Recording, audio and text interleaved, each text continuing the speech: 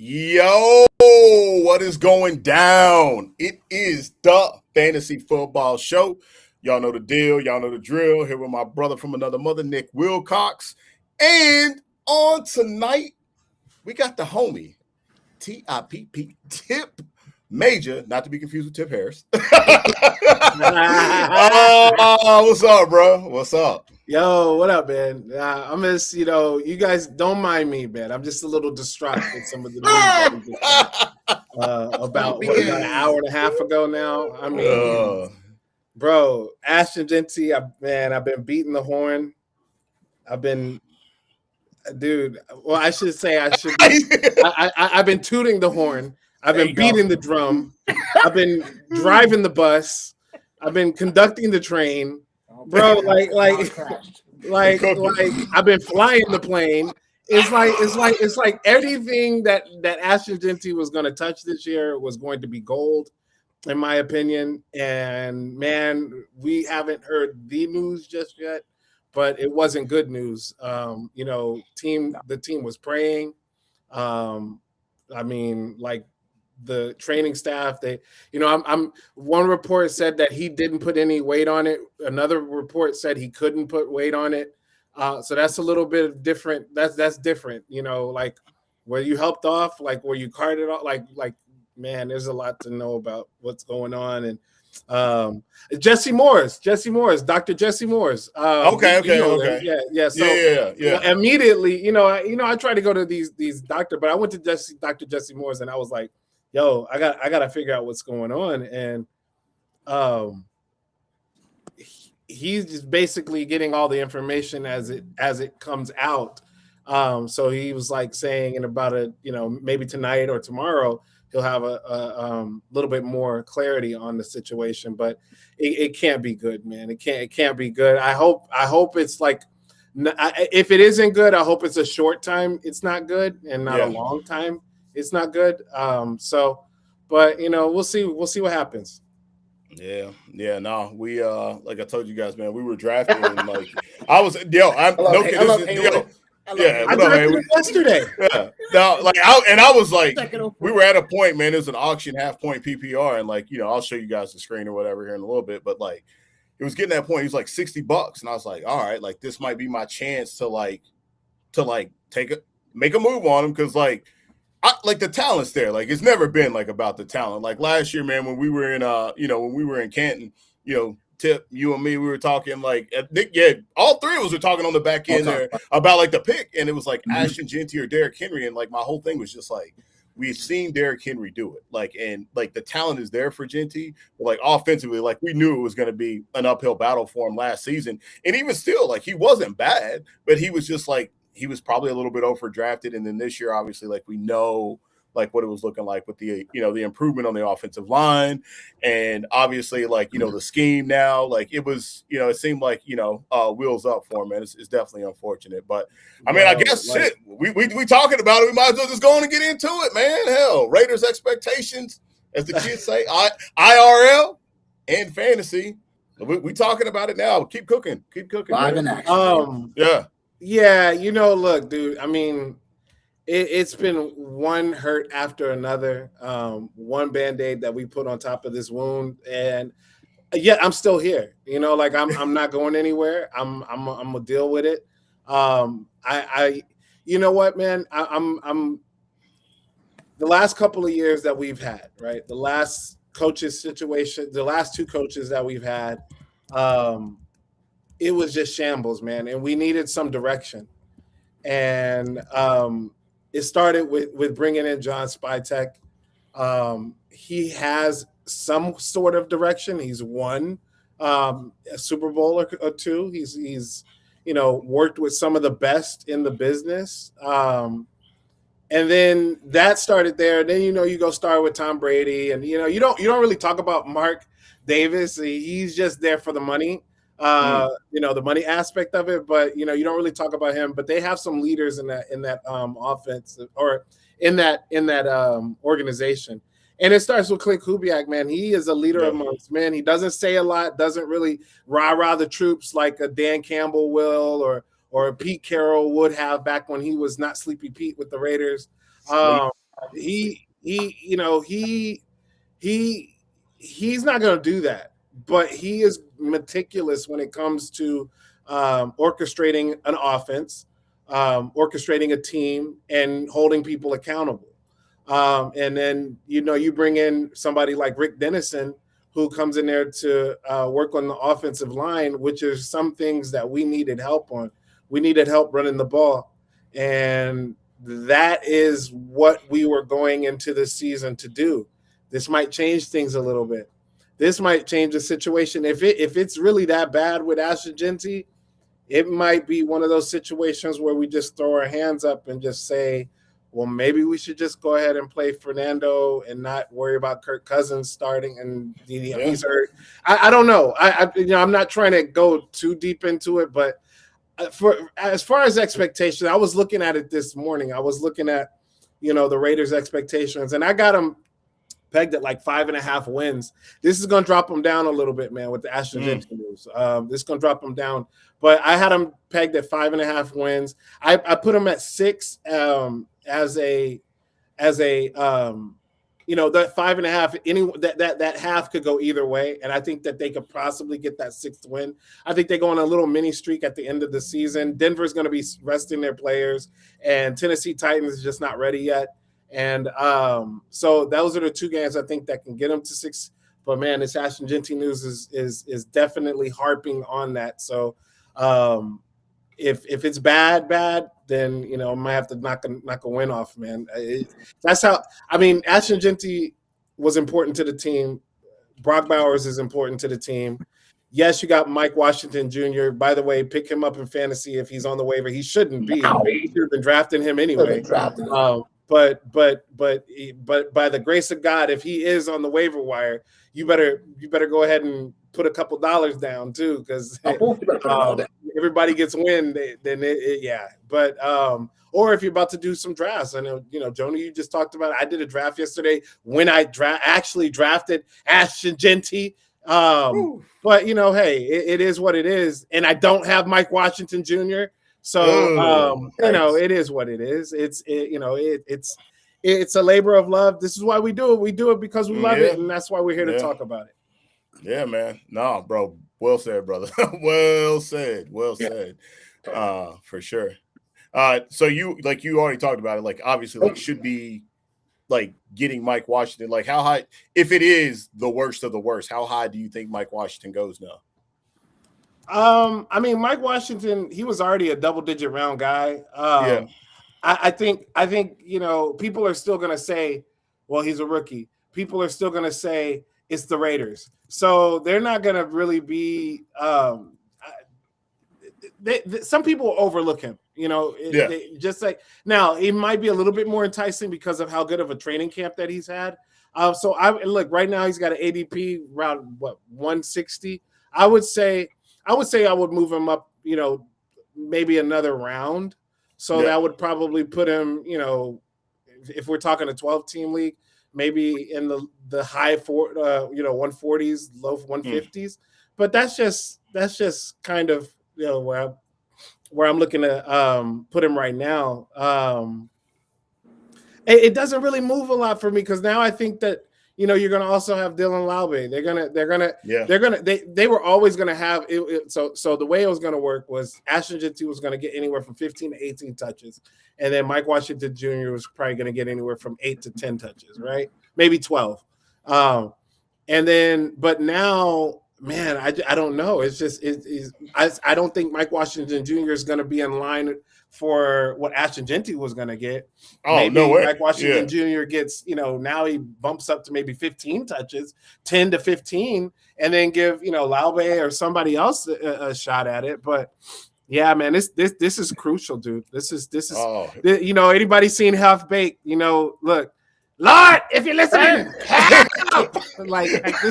This is it right here, bro. I already put the post out and everything, man. Man. Well, I'm going to show you guys, man. We actually got some real time right here, man. I'm going to try to get to it.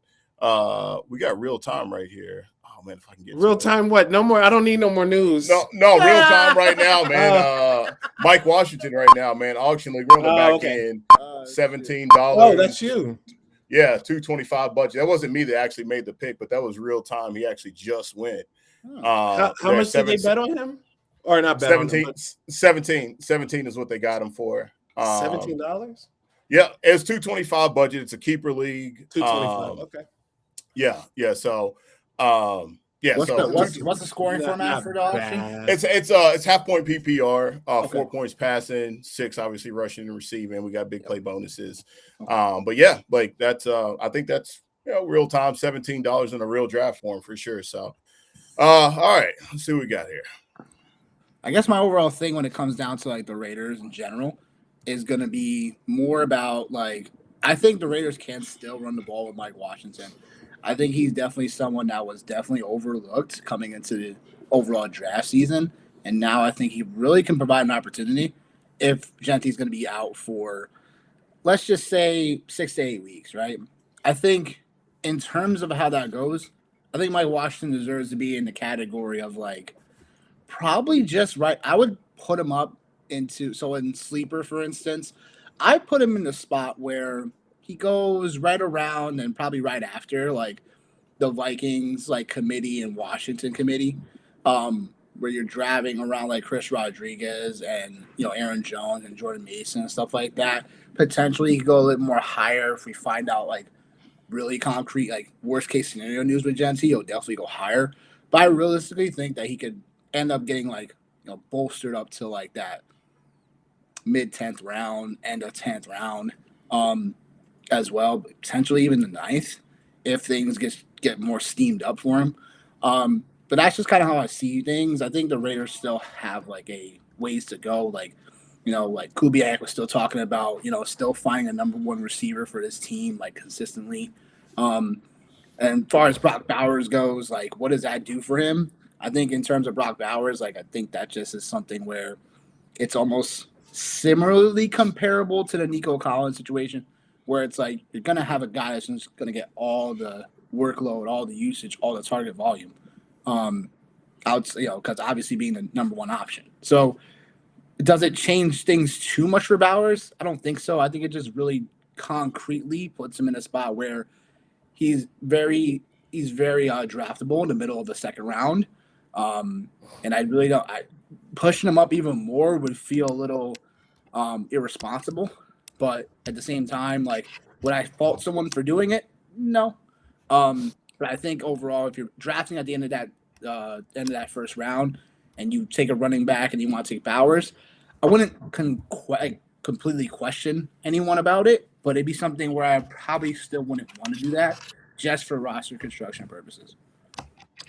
Yeah, I don't know. I feel like, and again, like just instantly, it almost feels like it actually bolsters Bauer because like you would think like they would have like a chance to like be in more games, so maybe they would commit to the run like a little bit more. So like if they're going to like if Tipp's saying like hey like or he feels like hey like they're gonna like be down a game, right? Like I know like at first like it was all good, but like maybe the game script changes a little bit. So like mid-second is still like cool. Like I'm even getting to a point where it's like all right like.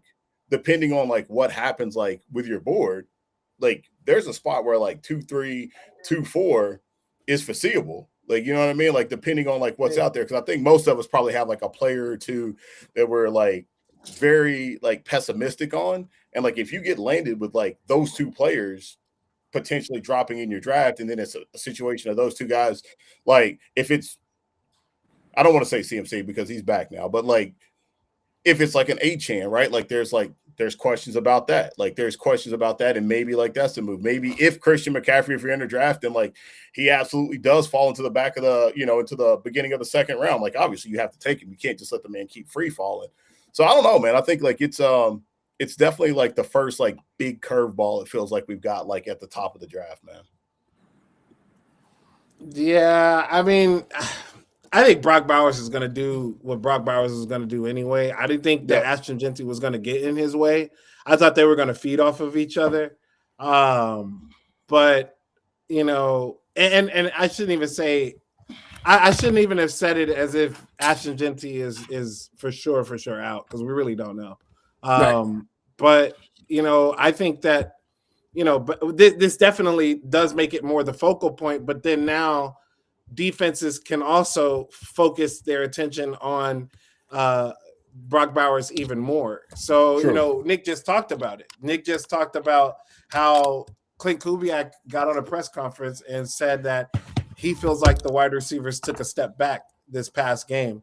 What does that mean for Jack Besh? What does that mean for Thornton? What does that mean for Trey Tucker, who didn't play, but he set the room in the totality. So, did he take a step back in practice? Did he not look that good? I know he was nursing an injury, but it's just a lot. Like we didn't need this, man. We didn't need, and it happens. It happens to all. Look at what happened with Tyler Biotish and the center over there with the Chargers. Who I hate.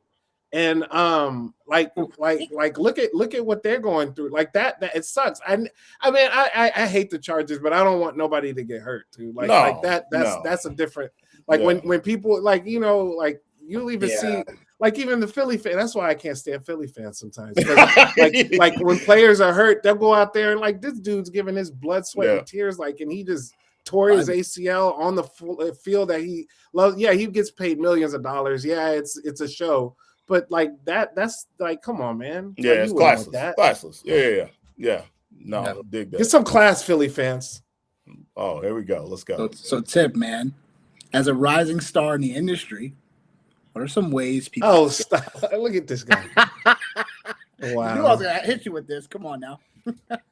You're a rising star. I appreciate it.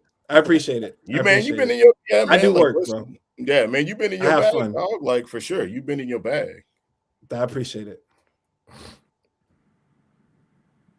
No answer. What happened, Nick? Come on, man. No, wait, no, you didn't finish your question. No, that's it. That's the question. What was it? I didn't hear it all then. As a rising star in the industry, what are some ways people can stand out?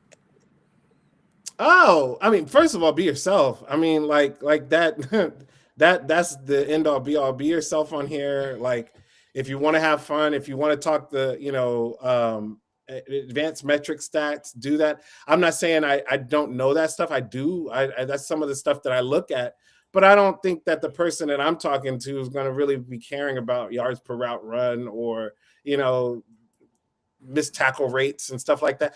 So I try to put a funnier or a more fun spin on it because that stuff is cool, but looking at numbers like that is kind of boring. It's fun for us, but you got to make it fun. And for me, you got to make it a little entertaining too. So if you could throw a little, funniness in it or a little, humor from something that's happened to you, because we all have stories. We've been playing fantasy football long enough. You should have some type of story that's happened in your leagues. Be able to talk about it. But like I said, being yourself, being adaptable too. Don't sometimes, man, it's like you get stuck in your ways. Like for instance, with Nick, you get stuck with the Devon A-Chain thing. You always Devon A-Chain, and I always used to be a Bijan Robinson. No, wait. And I'm a Bijan Robinson guy, right? Remember when we first met at the expo, we had a little drawn out conversation about it. I happened to be right, by the way, on Bijan Robinson. Although you weren't wrong. You were really high on Devon A-Chain, and he was phenomenal that year. But this year, when I say being adaptable, conversation, I wasn't saying that Devon A-Chain was better than Bijan Robinson. It was more of the disrespect people were giving Devon A-Chain. I had to put some overall sauce on that. Continue. Yeah, no, you were big on Devon A-Chain like I was big on Bijan Robinson. This year, I'm not so much higher on Bijan Robinson. Now, I will take him as my number 2. As a matter of fact, you know what? In my guillotine league that I'm in, that we did for our chop league, I had the number 2 pick, and I took Jamar Chase over Bijan. My dude, you know what time it is. I did something a little different. You know what time it is. And we'll see what happens on that. But Bijan this year, and when I'm talking about being adaptable, I'm not high on Bijan. I'm way higher on Jahmyr Gibbs, and I've never been higher on Jahmyr Gibbs than I was on Bijan Robinson. But I like the offense over there so much more. I don't like the fact that Bijan Robinson, who has played with some terrible quarterbacks, but I don't I don't know how this is going to look. You got Tua over there. Tua, I think the end might be near. And then not only that, you got Michael Penix Jr., who just got cleared for 11 on 11s, but you still got to work his way back. And I just don't know, man. I just don't know how much of this offense is going to look in a brand new offense, by the way, who they're learning a new. It's just going to be, especially at the beginning of the season, it's going to be slow boogie. And I think Bijan, you're gonna have to rely on his talent, which he's very talented. But the red zone opportunities, the opportunities to actually score, I don't think they're going to be there for them. And then they play Pittsburgh coming out of the gate. If you're going to play Pittsburgh, you want to play Pittsburgh in like week 10.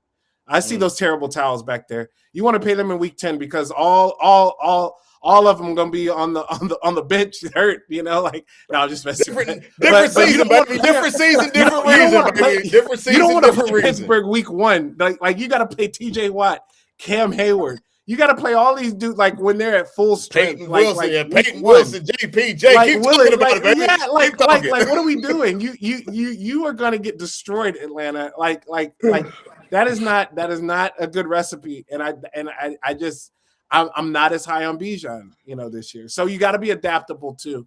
And then another thing, I would say multifaceted, like you guys, you do your writing thing, you do your podcasting.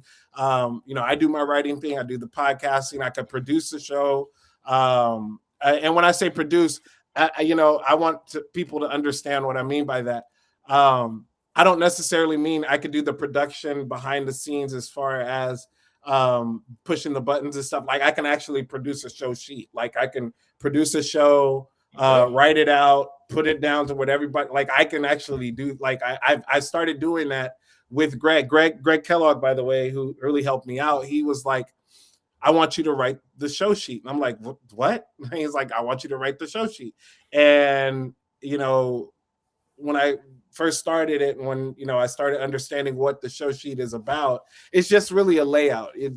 Sometimes you go off script like we're doing kind of right now, but like you still had a cadence. And so that's what it is. And being able to do those types of things too. Like I'll send a show sheet to people and they'll be like, oh, damn. Okay. Like, okay, cool. And I'm color coding, I'm detailing it. Cause I know that works for my brain. But other than that, just multifaceted. But the main thing, man, is just having fun, dude. Like, if you can't have fun doing this, man, like it's really like, and Greg says it, I know it's corny, I know it's cheesy. But he says, if you can't have fun doing it, then why do it? But that is true. Oh man, that's not even cheesy at all. It's corny. Dude, I'm all about like it is corny, stuff, man. It's not though. Like, what? Like, if you're not having fun, man, like if it doesn't bring you joy, then why are you even doing it? Man? Right. You know what I mean? Like, all right, we got an immediate here. Hold on, we got an immediate here. We got Philly Mike OG. Please help. Oh, Philly Mike. Oh, he's mad because I was talking smack about his Philly. Shit. Oh, he's asking for help. There and boo Santa Claus and go over there and boo everybody and clap when people get hurt. Like, nah, we out. But I do like Saquon Barkley this year, by the way. I do, man. Okay, here we go. Wait, here we go, guys. Here we go. This is what he's got. You might be following and subscribe to the channel, my guy. Yeah. Like after we hook him up on this, there's no doubt. All right, so let's see here. Number 51, number 5. Number 5, 1.4 was Josh Allen, Lamar, Joe, Jalen, Superflex. What do I do? 10 minutes on the clock. Let's see here. So Josh Allen, Lamar, Joe Burrow. That's an easy one. Yeah, I mean, you go skip. You're not going Josh Allen, are you? Drake May. How? He's number 5. No, I think he's saying like all the other players have went off the board. Josh Allen, Drake May. Lamar, Joe Burrow, Jalen Hurts. Well, I can rock with that. Why do we have to go? Why do we have to go quarterback so early, guys? We don't have to, but who else is Jamar Gibbs out there?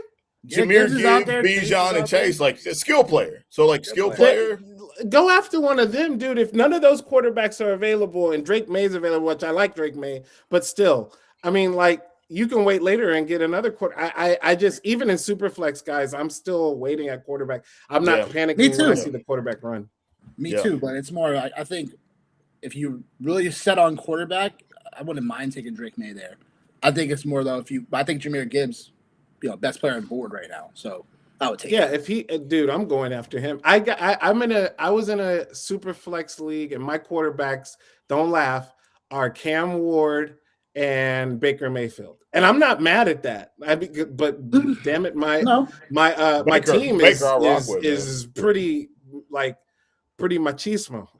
quarterback's so pretty deep this good year. team. So Yeah, no, Yeah, Baker, so bro. I rock with I Baker so hard, dude. Like, and Cam, Yeah. it's there, and like if it's like for him, like if it's not gonna be there like early on, like it's gonna be there later on. Like you might have to be patient, man. You know? Question for Philly, Yeah. Mike. Don't ever think you have to go with the whole like shebang. Like you got to have we talked about this before, and I'm gonna say it again. You got to have a tier in which you're okay with. Okay, for instance, at quarterback, it is so deep, right? Mhm. We just talked about it. So it's like, who's your like breaking glass situation at quarterback? Like, and then have that marked, and then figure out how that goes from there. You don't have to take a quarterback right now at that spot just because everyone else has historically. Change it up. You know there'll be quarterbacks there later. Even if people just take them consistently, there's still going to be a couple of guys there in general later, and you're going to have positional advantages again later on. So Yeah, and I mean he's doing a good thing by talking through it. Like I will say that he's talking through it. He's not. It doesn't seem like he's panicking about it, but he's like he wants to know what he needs to do. And I think we all agree the quarterbacks that are out there right now, there's still a ton available, and the ones that have already been gone or taken, then you pick the next best player or positional player in that case. Yeah, Totally. looks like he took the advice and went Gibbs. He went Gibbs. Yep, that's smart move. Yeah, smart. Yeah. Now, hopefully, Gibbs doesn't get hurt. Hey, hey. Yeah. I mean, but that's football. Yeah, you got to always football. Understand that. Yeah, like these dudes run into each other. Somebody's gonna get hurt. Traffic accident every play, literally. Yeah. It's contact. All right, man. You're all in on the guillotine leagues, the chop leagues with Marcus Grant. Played in a couple, played in one last year, played in one the year before that to try to get in the Scott Fish Bowl. Talk about like what it is like on this platform and like why should people give it a shot or / work it into like their season long stuff. Yeah, no, thanks, man. Yeah, so Marcus and I, we do the guillotine league show called Chopped, presented by Mike's Harder. And we do this show every Tuesday and Thursday. It comes out at 6 on YouTube. It's also on Sirius XM at 10 o'clock at night, right after Bob Harrison's show. We come on there. And then we also have Spotify, Apple Pod, LG TV, I think. And so, yeah, we're everywhere, man. We appreciate that. But what Guillotine League is Guillotine League is a 18-team league. So no teams are going to be less than 18 teams, where you draft your players just like you would normally draft a player. It's usually a 1 QB league, half point PPR. Those are usually the standard formats across the board. But the kicker is the team that has the lowest amount of points in any given week gets chopped, or they get cut off, and all of their players get put into the waiver wire pool. And so once their players get put into the waiver wire pool, so imagine this. Josh Allen got picked in the Guillotine League that we just did at the 13th spot. So imagine this. Josh Allen plays the Houston Texans in week 1. Josh Allen's career average against the Houston Texans, especially when they play here in Houston, is 9 points per game. So imagine. Dude, they have his number. They have his number. They have it. Imagine this. Imagine if history continues to repeat itself. Imagine this player that has Josh Allen on their team. They lose week 1 because they put so much into this player and he doesn't do well. I'm not saying that he won't or he will, but historically he hasn't. So, like, what are we doing? Like, now you've got to deal with Josh Allen being on the waiver wire, and you have $1,000 budget or fab, that you can go out there and spend 60, 70, maybe even 80% of that on a player like Josh Allen. But the thing is, this is going to be happening the whole season long because only one team stands. So you got to also be able to hold the money too. Don't spend it all on these big time, big name players. So you got to be able to hold your money as well, because you, at the end of it, you want to be able to have the best team, the last team standing. And it's a lot of fun, man. I did one last year. And it was a lot of fun in that league. I didn't really know what was going on too much until I figured it out, and then I was like, "Oh, okay." And now I get to talk about it, and it's a lot of fun. Dig that, man. No, it's a blast, dude. It's totally a blast, and like that's the thing is like being the last team or just being above the line, and if you're one of those 3 or 4 teams like in Monday Night Football hits, whew, bro, it definitely it's different, man. It's like a great mix of DFS and it's season a barn long. burner. It's a barn burner. Yeah, it's season long and Survivor a little bit too, because in Survivor it's more like you got to deal with whatever the team's going through. But like when you have your own team mixed into it, where you pick your own players like you would in fantasy, it makes it a little bit more fun. So yeah, it's a lot of different combinations of different ways to play fantasy, and that's one that's really fun. What was the worst thing that happened to you last year in your chop league? I got knocked out in the fourth week. Okay. And yeah, because it was funny the way it happened. I was in a reality show with Mark. I think his name was Mark Price. He was like the guy who, he was the guy who started it. And but yeah, I was in it, and that's what their league was. It was a Chopped League, and it's funny. I'm in another Chopped League on Sleeper with those guys, with some of those guys from that same league. And this year I know what I'm doing. So this year was a little bit different. This year my team's a little stronger, but that last year my team wasn't nearly as strong, man. But like I said, by the fourth week I was already out. Yeah. All right. So, your favorite activity to do around Houston?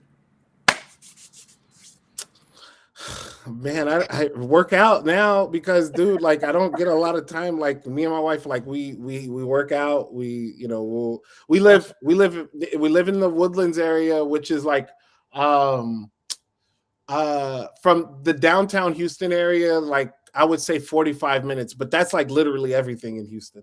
But it's like 45 minutes north. So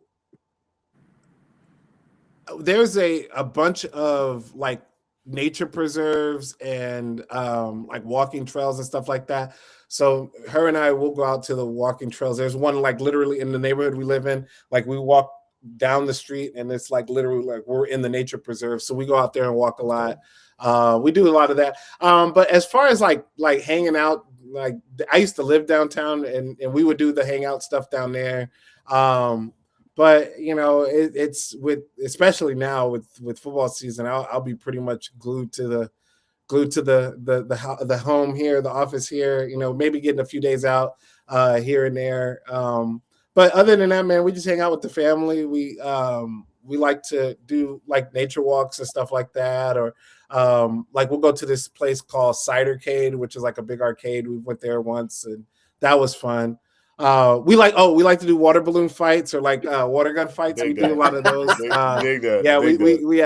We haven't done one. We haven't done one in a minute though. We need to get back into that. But it's so hot, dude. Oh my goodness, it's so hot. And the kids, they stay busy. They have basketball, softball. We have one that just graduated, and they've got a job. So everybody stays pretty busy for the most part. And but other than that, we have a house full of animals. We got 2 cats, a snake. What is that? It's got some kind of hamster thing. I don't know. And then guinea pig or something. No, it's not a guinea pig, because the guinea pig, we had that guinea pig. The guinea pig passed away. But it's like it's not a dude, I don't even get me to lie. I know it's a hamster, but it's a bigger size hamster. I can't. Siberia. That's okay. Siberia. Huh. That's the type of. And then Getting a little exotic, aren't we? And then what else do we? Oh, we got fish. So we hang out here. We'll hang out with the cats. The cats are hilarious. My wife and the cats, they actually talk, dude. It's so cool. Like it's like I don't, but they actually will sit there and talk to each other. It's like really cool to see that. The cats are really cool. They're emotional. I mean, not emotional. They're in their own little world, man. They are funny. I'm starting to learn. This is the first time I've ever had cats. I've been more of a dog person or reptile person, but this is the first time I've ever had cats. And they're fun, man. It's fun to get to learning them. It's fun.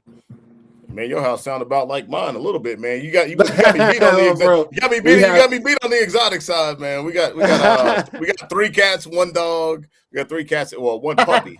We just got a puppy, man. We just got a French bulldog, and like that's literally like having like a whole nother baby, man, for sure. Yeah. Yeah. Wendy's calling you Dr. Doolittle. Dr. Doolittle? Yeah. Nah, I don't talk to the animals like that. Me and the animals have a really cool understanding. Like I'll hang out with them. I'll pet them. The snake. I'll pet. I used to have a snake too, but my snake got sick. I don't know what happened to her, but anyway, but yeah, no, I love the animals, man. I'll tell you what,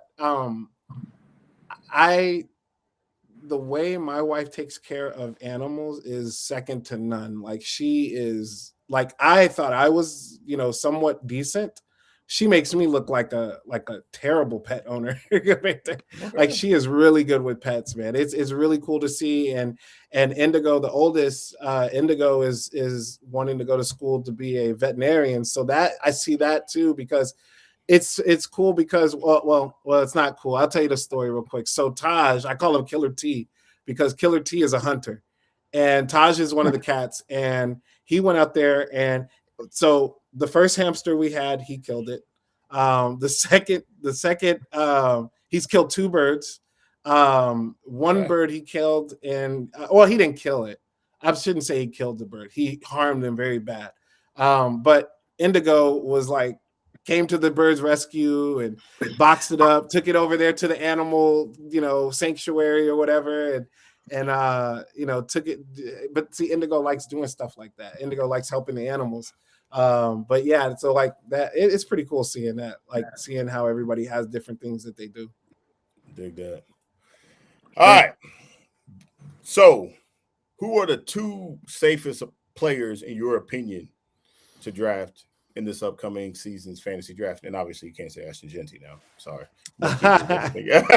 Yeah, man, I'm bugging on that one, dude. That's. It sucks because it's like, man, we're not going to get any news for a minute. But as far as safe players, I mean, it has to be Amon-Ra St. Brown. I mean, he's probably as safe as you can get as far as players go. I mean, Jamar Chase, he's safe too. But I mean, you're predicated on Joe Burrow. Jared Goff, he's pretty much stays healthy for the most part. And him and Amon-Ra St. Brown have that connection. Sam Laporta, who I'm actually down on this year because of the herniated disc, and now he's dealing with the hip injury, and Dan Campbell doesn't know if he doesn't know if he's going to be playing week 1 or not. He doesn't know a timetable. I mean, we're creeping up, dude. Like we got like really 3 weeks. And so St. Brown, he's as safe as they can come.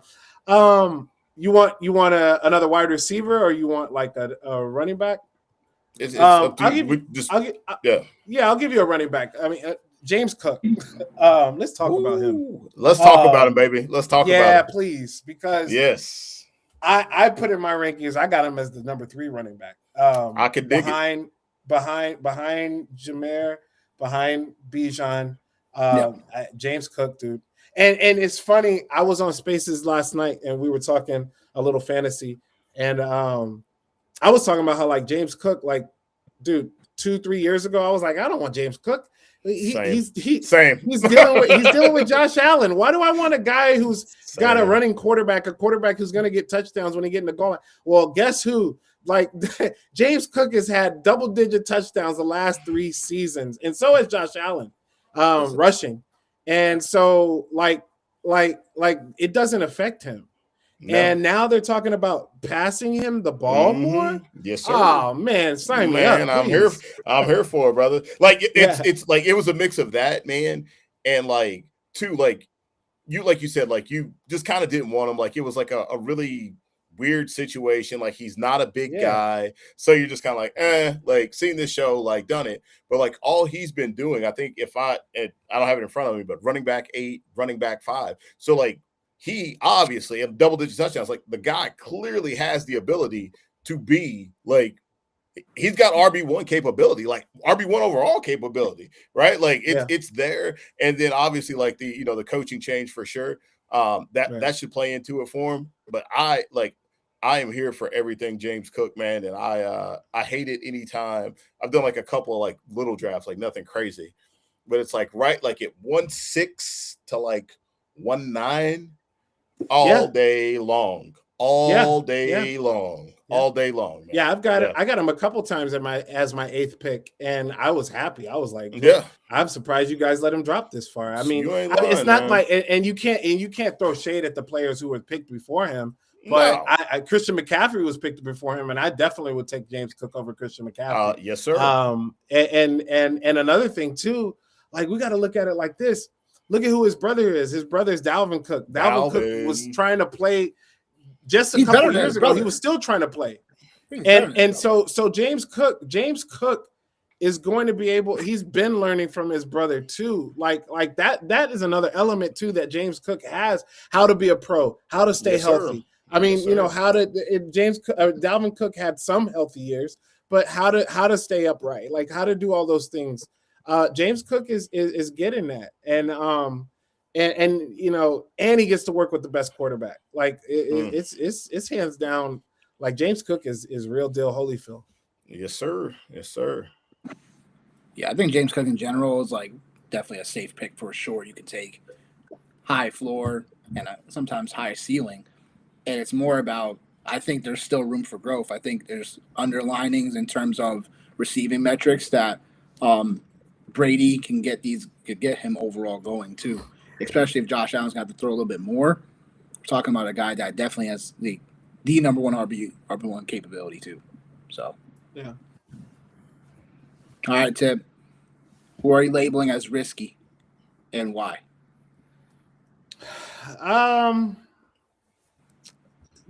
Justin Jefferson. And it's not much more than really where his ADP is. I mean, I like Kyler Murray. Kyler Murray's going to lock in on a receiver, and he's going to lock in on Justin Jefferson. I get it. But all those defenses know that there are some other pieces in this offense that he can throw to Kyler Murray. And if Kyler Murray can't get if he feels like he can't get the receiver open, he's going to run and take it out of the pocket. So I think Justin Jefferson at his ADP, like right now around 8, 9, 10, I think it's a little high. I'd much rather have somebody like Jonathan Taylor who's going by. I'd much rather have Saquon Barkley. It would have been Ashton Genty, but not anymore. Kenneth Walker, I would consider over Justin Jefferson. So yeah, I just caution. That's a little bit of a risky pick for me. And then let's see another one. I was gonna say Bucky Irving, but man, I'm starting to really feel Bucky Irving. I'm starting to feel like he's getting it together. And so I'm not gonna go that route, but I will say I am concerned about I'm a little concerned about Devonta Smith a little bit. He hasn't been able, and Nico will tell you differently. Nico loves him. Nico thinks that he can do some of the things a number one wide receiver can do. And yes, he can do that. I question the durability. He is not built like AJ Brown. He is not built to do things that AJ Brown could do. He's not that type of receiver. I understand that. But then you got a player like Mekhi Lemon. Then you got a player like Dallas Goedert. They're talking about letting Jalen Hurts run the ball more. Sean Mannion's offense. Sean Mannion likes to throw the ball to different receivers. He likes to spread the wealth. So that in of itself, I'm a little concerned about Devonta Smith, especially that as a wide receiver 11.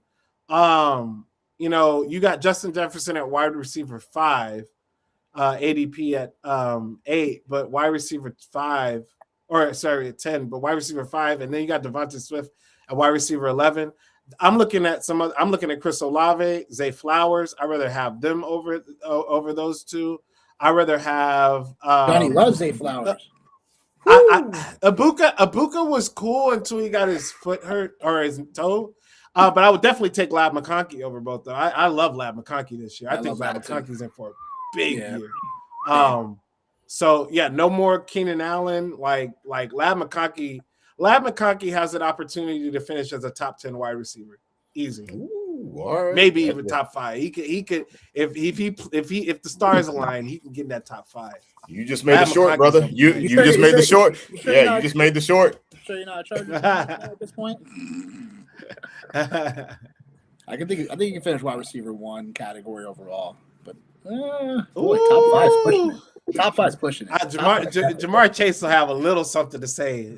Guaranteed, bro. Guaranteed. Yeah. Jamar Chase. I'll hit you with another one. Say it. If Jamar Chase and T. Higgins, who have not done this, if they finish in the top 10, both of them, Joe Burrow will be the MVP of the league. Like that's it. Joe Burrow's the MVP. He probably getting 50. Dude, I heard you say that like on one of like your shorts or whatever, like you're talking about that. And dude, like when you were talking about like having Jamar Chase, like when you were like at 1-2, like in I think it was like the chop and you took him at 1-2. Yeah. Like I know everybody is like it's Gibbs and it's Bijan, but man, like I have a really hard time to your point, like believing like if Joe Burrow is upright this year, Jamar Chase, and like obviously we know it's in the range of outcomes, but I feel I don't know why, but I feel really like optimistic that Joey B can stand up strong. And even like if he hasn't been able to stand up strong, like Chase is almost maybe like 1 year he did not pay off like the value, but he's in the range, man. And it seems like to your point, like it's safe with him.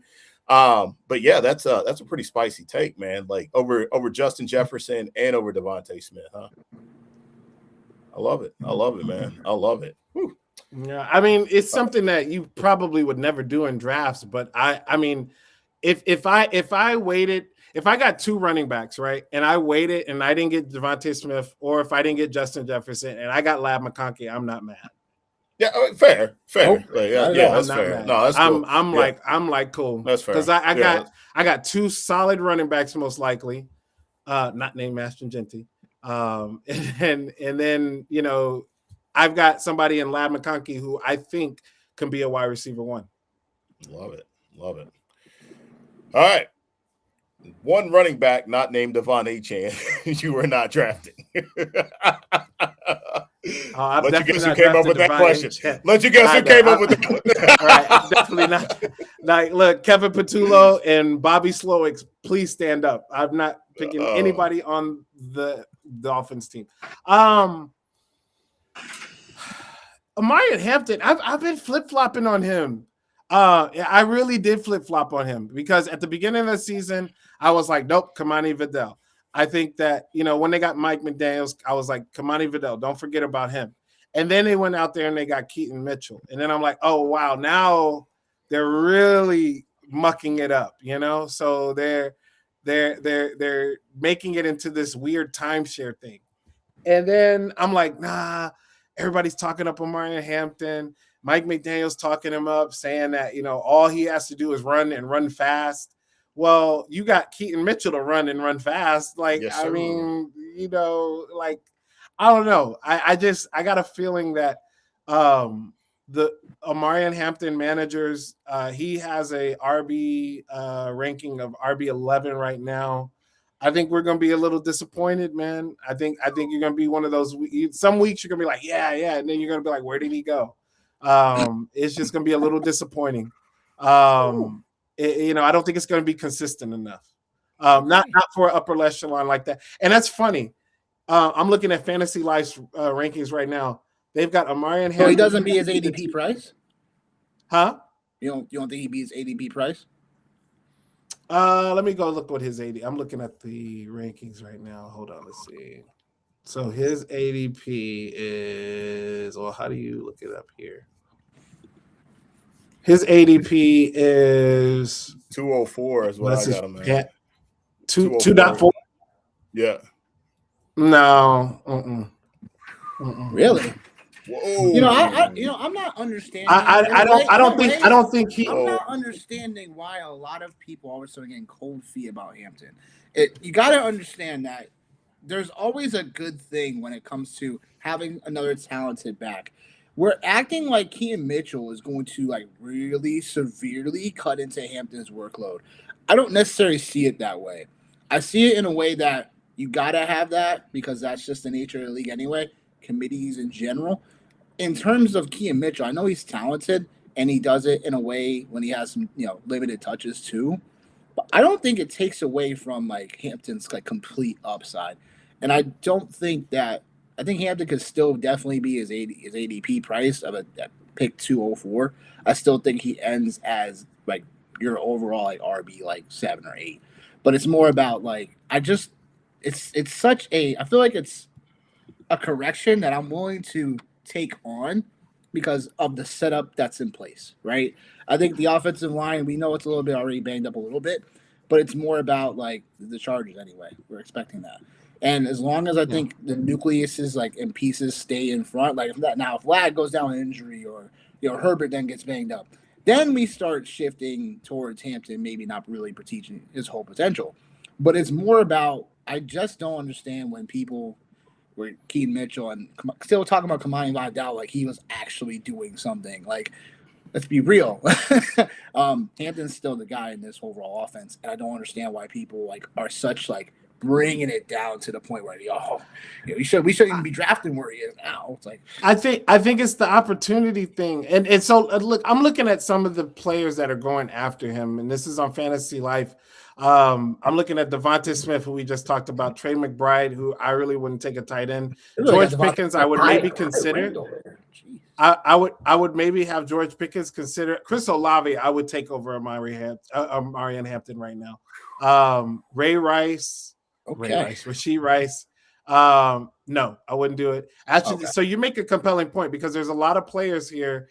And then it goes to Jeremiah Love, and then it's like a drop off. It's like Breece Hall, Kyron Williams.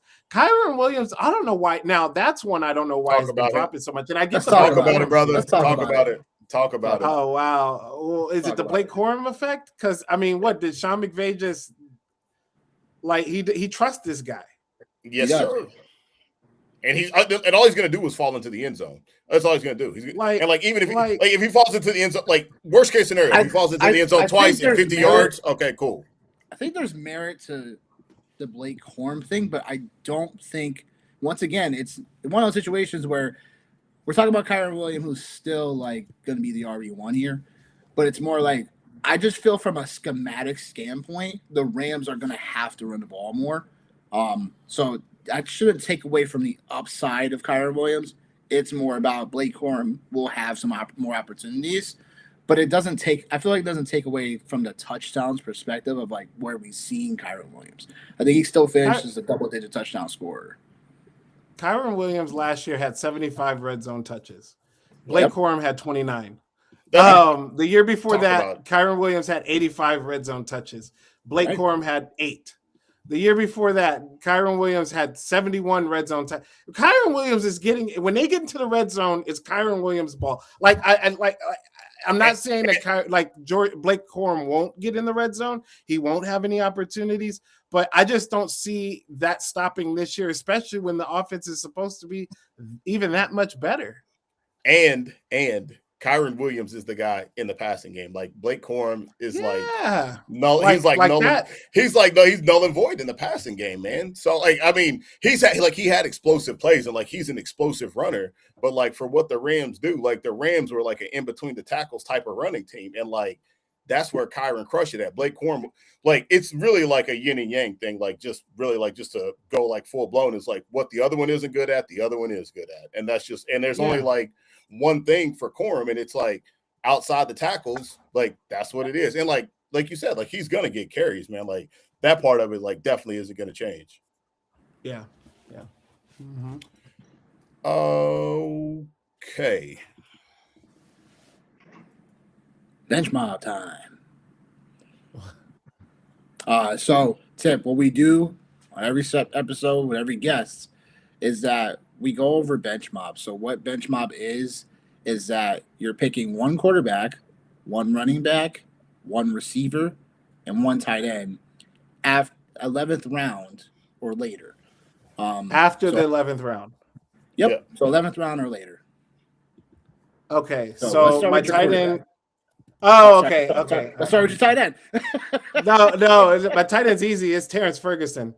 Ooh, I like. Yeah, I love that Why? kid, man. Why?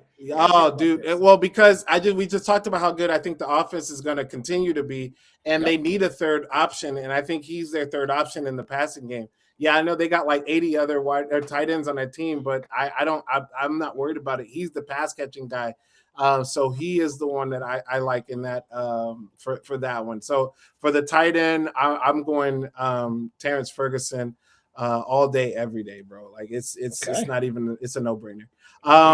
Let's see. You said so. We got quarterbacks next. Let's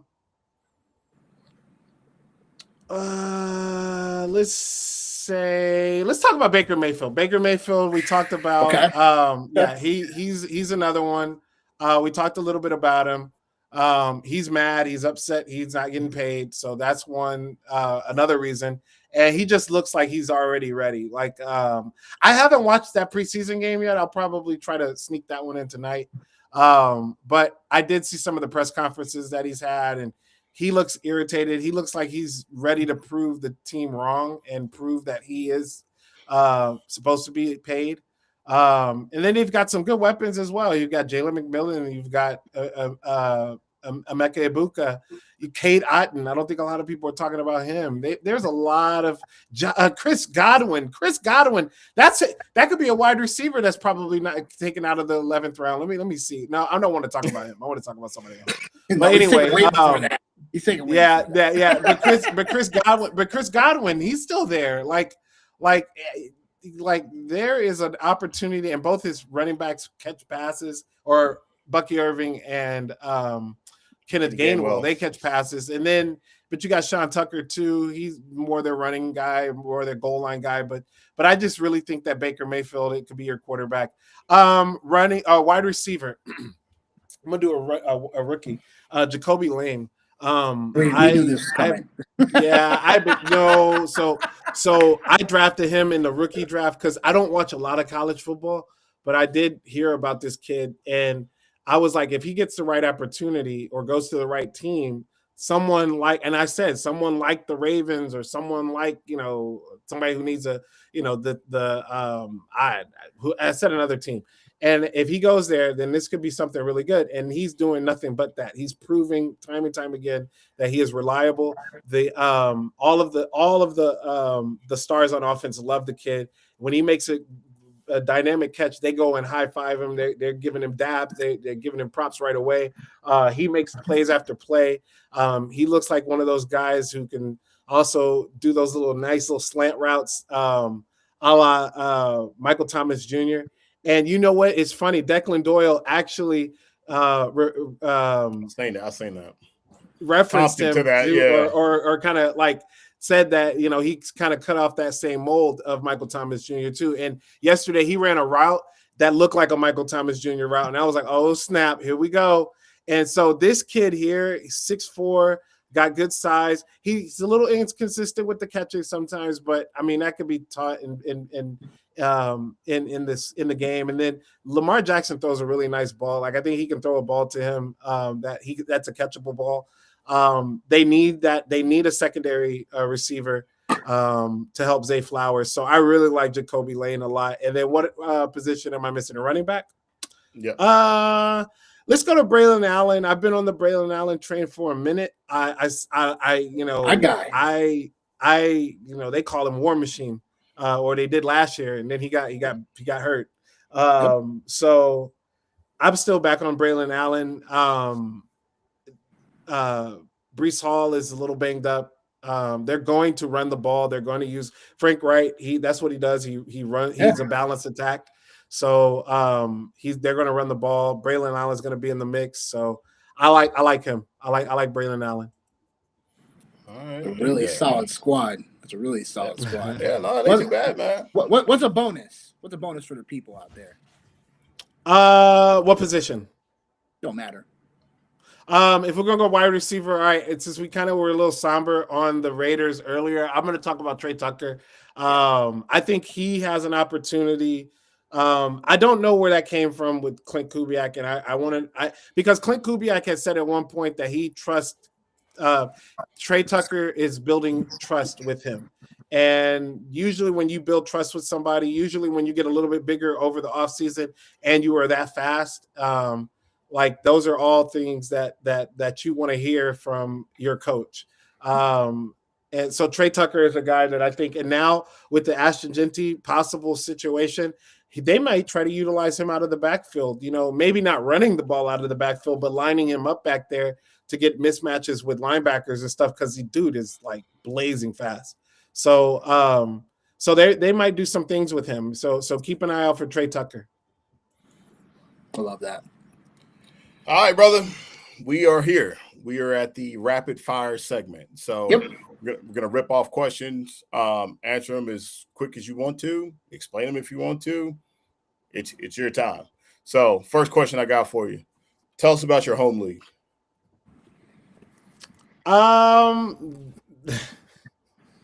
I won last year. It was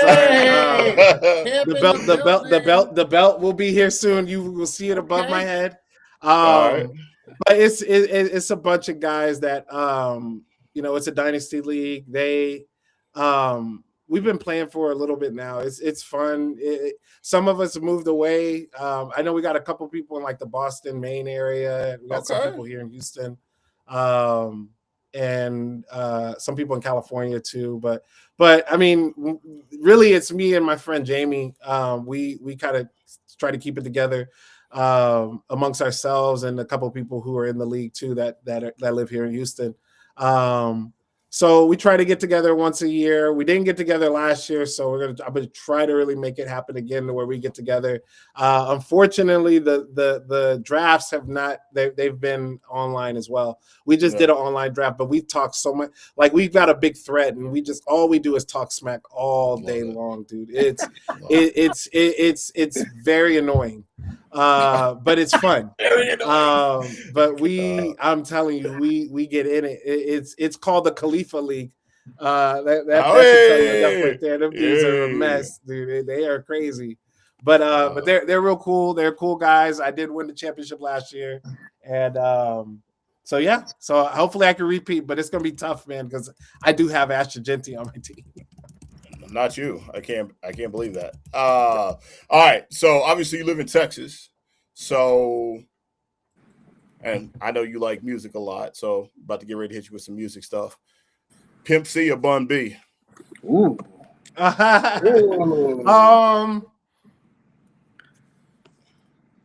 Pimp C for the hook. Pimp C for the hook. Give me the hook. Give me Pimp C. Bun B for the lyrics though. Wow. Pimp C for the hook, because Pimp C's gonna give you a hook. Oh man, I love that. Pimp C's gonna give you a hook. Man. Yes. All right. Here's another one. This is kind of like with me and with you, because they claim Texas and they claim Memphis. 8Ball or MJG? Oh, I didn't know they claimed Texas. I thought they were always they were Memphis. They moved down to Texas for a little bit in that Suave house. Oh, really? You know what I mean? Oh yeah. Oh, okay. Yeah. Man, I like both 8Ball and MJG. 8Ball lost a lot of weight, man. He did, bro. Like, he did. Yeah, he did. I like both of them. I haven't heard if they have some new stuff. I haven't heard it because I listen to most of their old stuff. Yeah. But no. I would say I'll rock with both of them. All right. What is the best music concert you've been to? Ooh.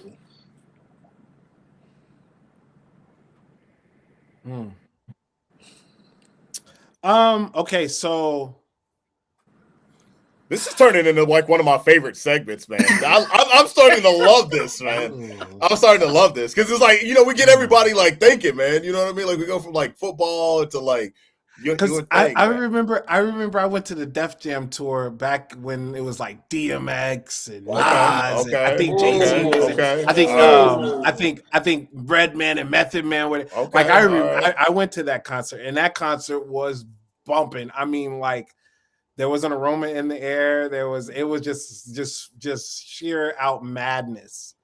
But was it my favorite concert ever? No. Dude, okay. This is probably gonna be like so there's this group that I follow called Hiatus Coyote. And they're out of Australia. Okay. Very like neo soul, but they got like this harmonistic, like I don't know, like this harmonistic, like tribal Bone Thugs and tribal Harmony, like maybe? no, it's like No. tribalist, it's tribal type. Like Okay. it's very crazy. It's very, very, but anyway, my wife and I don't know who told me about it. I don't know if my brother told me because my brother had told me about it because I was listening to him in the car one time and he was like, "Man, who is this?" We were just coming from getting something to eat and he was like, "Hey, who is this?" And I was like, "Oh, it's Hiatus Coyote." And he was like, "Oh, dude, I could vibe with this. This is good music." And I was like, "Yeah." And then we started talking about it and then he looked it up on his phone because he works at a venue spot in Dallas. He was looking it up on his phone. He was like, "Oh, they're going to be here in Houston in November." And this was a couple years back. And I was like, "Okay." I told my wife and my wife was like, "Well, yeah, let's go." And man, we went and the vibe was just so much fun. So laid back, just such I mean, we just caught this really cool vibe in there and like the music, the artwork, the lights, just everything was just it was just very, very, very cool, man. And I had a lot of fun there. And then we had the Masego concert, that was cool too. I mean, man, I don't know. That's a hard one for me, dude. I haven't been to like I'm not gonna say I've been to a ton of concerts, Yeah. but I have fun at each one of them. I have different things that I've enjoyed. But yeah, that's a hard one for me, dude. And hopefully I can go to Thundercat. Thundercat's supposed to be coming here in November, I think. And I wanted to go last time he came, but he ended up not coming for some reason. So hopefully if we play the cards right. Little Wayne, I like Little Wayne. I don't know if I want to see him in concert. I just he just came up here, man. I've seen him twice and he's good. He kills it. He is it. Yeah, man. There's no auto tune shit or anything like that. Like it's him up here. He came right in, man, rocking the guitar like first thing out, man. He was rocking the guitar like first thing as soon as he came in. Everything was live, like no auto tune, man. Yeah. I've had the honor of a couple, man, for sure. But I know like I see like that's one of the things like I see when I'm on X sometimes, like I see like every now and then like you'll throw out some music that you listen to, you throw out some stuff to like kind of vibe into. Yeah. So I know So what are you listening to right now? I be listening to a lot of MF Doom. I just like his wordplay. That's what I was listening to today. Yeah, it's usually I start there and then I just kind of let it ride and then whatever plays is what I kind of hip onto. I like a lot of West Side Gun. I like him too. Okay. Yeah, all right. Yeah, I like a lot of his stuff. I like his message because his message. I mean, although you talk about the guns, the drugs, and stuff, but it's really a lot of positivity. It's like a lot of getting out of that and just explaining how he lives now and I like that. I like coming out of nothing and going into something and then some people might say he's boastful about it. I don't know if I would be if I had money like that, but it's good to see that he's comfortable in himself and he'll do it, and that's cool. Let's see, who else do I like? Man, I like so much music. I like Kaytranada a lot. Man, let's see who's behind me right. Oh, that's MF Doom. Okay. Like man, I like a lot of like Czarface, Inspector Deck, Outcast, Goody Mob. Like, Yes, yeah, I'm sir. I'm all Yeah, over the baby. map, dude. All I like it bottom. all, Right. bro. Yeah, Oh, I'm gonna I give like you it one. I'm all, gonna give dude. you. I'm gonna give you Crucial one. And I'm gonna shut. Conflict. I remember Crucial Conflict back in the Smoke it day. on. Yeah. Yeah, man. yeah, I used to sure. love Yeah, some Crucial yeah. Conflict, dude. Yes, My wife, she sir. likes Do or Die. I was more of a Oh Crucial yeah. Conflict guy. I Do or Die was okay, but she likes Twista. Twista That's was what I cool. I Yeah, said. like how he Twista. could rap Yeah, fast. yeah, Yeah. But I always like Crucial Conflict and Bone Thugs and Harmony. yeah. Like those Nah, are my twisted. Midwest Bone guys. Thugs I and really Harmony like for those. sure, yo. Yeah. What's up, too? Give you one to check out, man. If you haven't already, if you have, cool. If not, whatever. But Starlito and Don Tripp. Okay. Yeah, man. Starlito Yo, and Don Trip.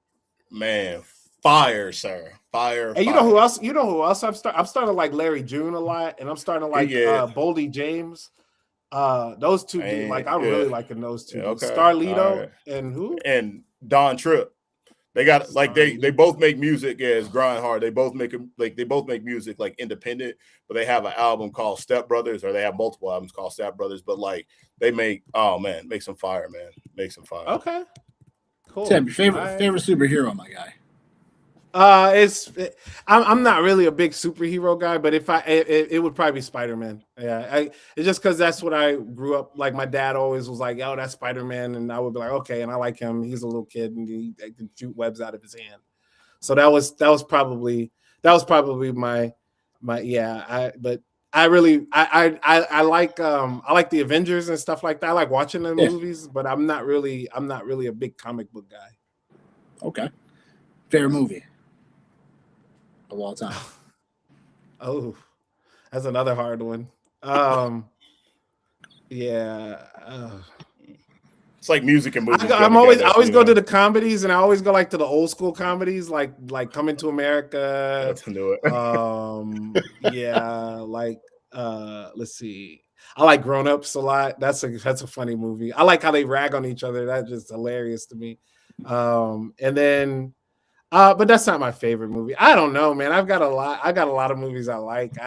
That's hard to say. But Coming to America, I like Trading Places too. That's a movie I could probably watch all the time. You gotta love Harlem Nights then. Harlem Nights is good. It's not one of my favorites, but it's good. Really? Okay. All right. Yeah. I mean, it's good. No, it's a good movie. It's a really good movie, but it's just not. It's like I'll watch Harlem Nights if I'll be like, oh snap, Harlem Nights is on. I'll watch it. I'm not gonna go actively looking for it. Fair. He shot me in my pinky toe. Yeah. Now I got to cut you. The first car. Nah, I got to cut you. Shook. Huh? The first car that you owned.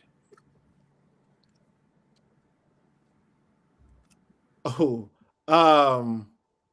it was a Mitsubishi Galant. I think it was like a 1995. I don't know, something like that. It was old, old car, old beat up car. Who is your favorite Raider free agent of all time? My favorite Raider signing, that got signed. Yep. I was really excited about the Randy Moss signing, but so I'm gonna say Jerry Rice. Okay. Or was he traded? I don't remember if he was traded or not. I think he was signed. I think it was signed. So it would be Jerry Rice. Yeah. All right. Cool. Who represents the AFC in the Super Bowl this year? The Cincinnati Bengals. I knew he was gonna say it. Yeah. I don't know why I'm so I don't dude, if you would have told me this 2 years ago or even 3 years ago, dude, I would have crashed out so bad. But I think I'm just it seems like it's just everything is there for him. And it's if they don't, then and I hate those guys. I literally hate them. But it just seems if it don't happen this year, what the heck, man? Cincinnati Bengals. All right. So we got a little Texas two-step here for you. Some more Texas stuff. Box Chevy Caprice or round Chevy Caprice? Dang. Wow. What? I don't even know. What is that? Like the trunk of them, man. Like the trunk of them is like square. Like some of the old school ones got like the square I bag. don't know. And then which one would you prefer? Which one? No. I don't know. No. I wouldn't prefer either one. I'm an SUV guy. I'm a Jeep guy. My god! Like you talk about the dudes who come out with the pop the trunk and all that stuff. Like I'm not into all that. Yeah, that stuff's not. Man. I mean, it's cool to see it. Like it's cool to see it, but that's not me. That's not. I'm not going. But like if you had to pick one, which one? I wouldn't square. I wouldn't know. Square. Okay. Yeah, I'll be honest with you. I wouldn't know. My god! I wouldn't know, bro. I would not know. All that's not. All right, I never was a real big car guy. I never was really big.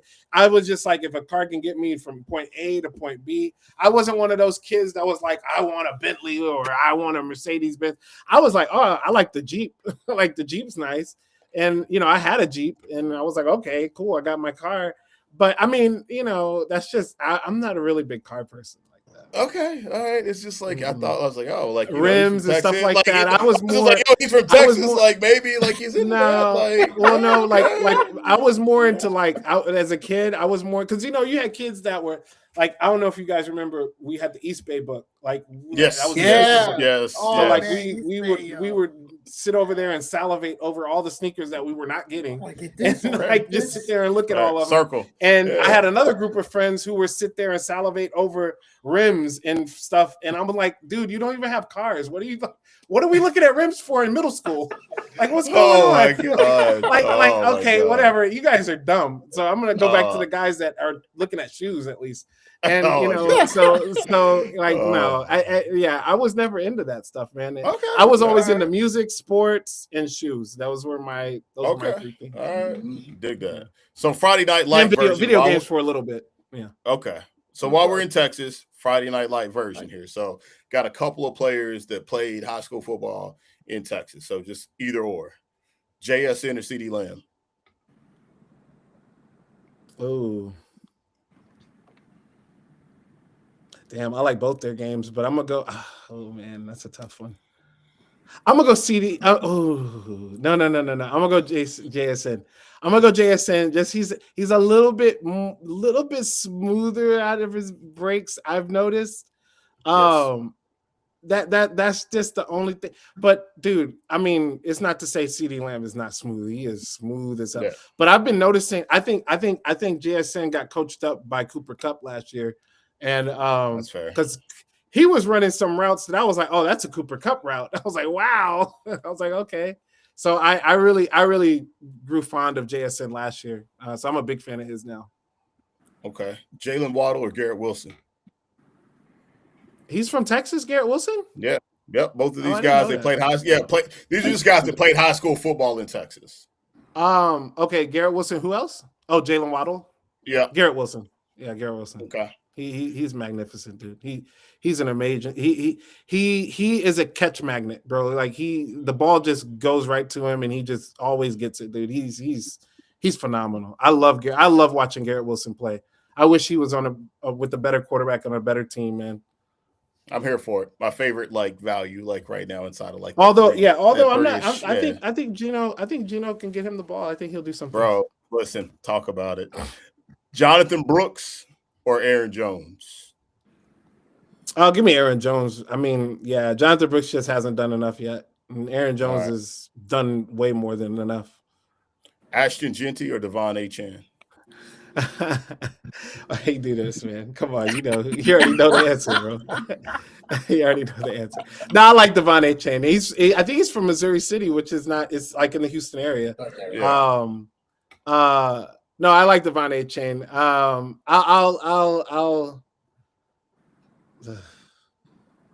still gonna go with Ashton Genty though. I know you better. It's your team. Like better. Oh man, prayers up. Baker or Kyler? Baker. Okay. Baker. All right. I got one more for you. All right. Marcus Allen or Bo Jackson? Oh, Bo Jackson. That's the only reason I'm a Raiders fan. That is the reason, dude. I'm not gonna say the only, but that's what started it. Yeah. That's what started it. Bo Jackson. I had a feeling, man. I was like thinking about that, I was like, Yeah. like being the age that he is, like I know, like it has to be Bo Jackson. Like it's got to be. What is this? Is the last thing is 4th and 20, man. Spiciest take of the year, man. Give us your spiciest take. Can be about a player, can be about a team, can be a prop, anything. Give us your spiciest take for the entire season. So a bold prediction. I've been working on some of those.